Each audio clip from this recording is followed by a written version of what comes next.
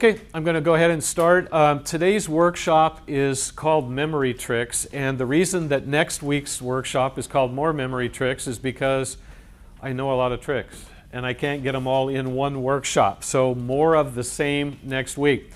If you find today's workshop helpful, which I hope you do, and you're able to come back next week, that would be great, because that way you get sort of the full teaching on this. If you're not able to make it next week and this is the only one you come to, hopefully you'll still get something good. My first thing that I'm going to do with you today is to show you, hopefully, the power of that word, the word tricks.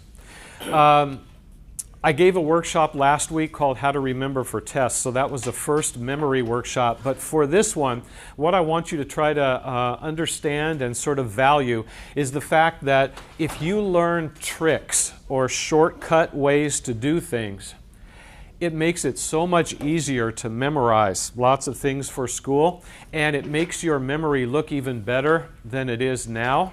And I'm hoping it's pretty good to very good, but it makes it look even better. And so most of you have probably seen magic tricks performed before, either in person or on TV.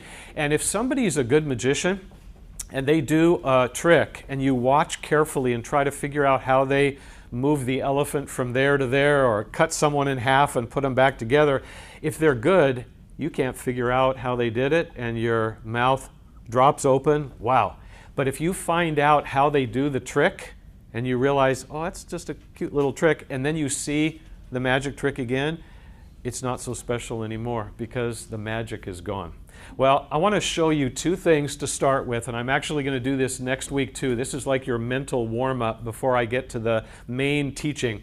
I don't know what your attitude is toward math. Some people love math, some people okay, and some people hate math with a passion.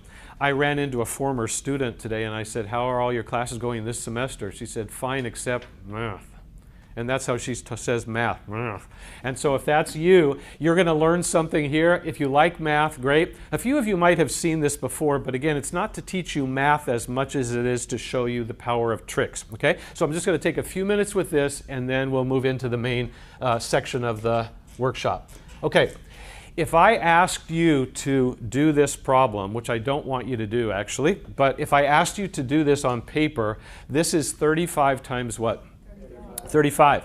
Now, even if math is your weakest subject, if you wrote down that problem and you did the problem, I think everyone here could come up with the right answer. You know, it's not that difficult.